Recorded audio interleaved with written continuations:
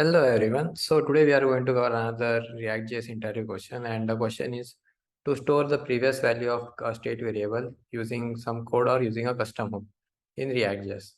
So with that in mind, let's start off with the session for the day. So let's take an example here in which we have a counter and we have a set counter value method which initially initializes 0, and we are showing the counter value here using the counter value which is 0. Then we have a previous counter, and in previous counter we have a use previous custom hook, and we want to make sure that we are storing the previous value of counter using this use previous hook, and previous counter value is shown in the previous counter value.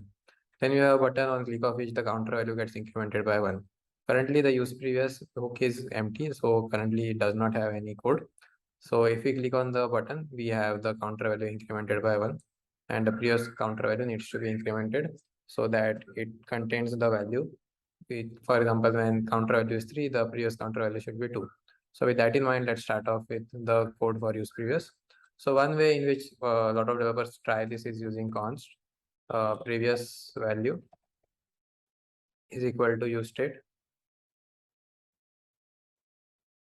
and let's just say this is currently null, and we go with set previous value. Then we go with use effect hook. So we write use effect, then an empty dependency array, and here we take the value which is passed and we set the previous value to using set previous value is equal to the value, and then we return the previous value. So let's just see if this works. So currently counter value is 0 and previous counter value is 0 as well. Now if I click on increment or clicks, as you can see both the values are incremented simultaneously. The reason for this is when the counter value is incremented, the counter value is passed to use previous method, and on update of this use previous method or in this value, the set previous method is called and the previous value is updated to the current counter value. The reason why the both values are same is because this also triggers a render along with the re-render which is caused by updating the counter value. So first time when counter value is incremented, the render method is incremented, and the second time when the previous counter value is incremented, there is another render which is occurring, and due to which we have the both values incremented simultaneously. Now we need to prevent a re-render which is happening when the counter value is incremented in this case. So for that, what we can do is we can replace the useState method with a reference value. So we can write const previous ref is equal to useRef.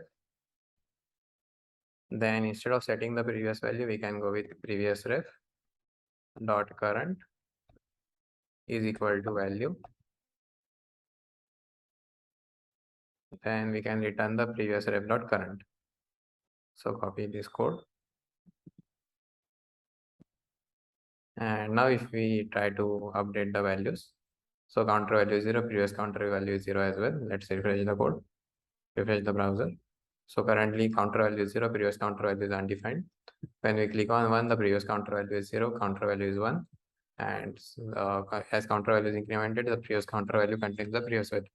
The reason why this works and use state does not work is because in useref there is no re-render occurring. So the value which is present previously in the value variable is stored in the previous ref, and since there is no re-render occurring in case of use ref, so the previous value is preserved and shown to the end user. So this is how you can use the counter use ref method and use effect method to store the previous value of state variable. I hope this was clear to everyone, and this is what we wanted to cover in today's session. So that's it from my end for today. Thank you and have a nice day. Goodbye.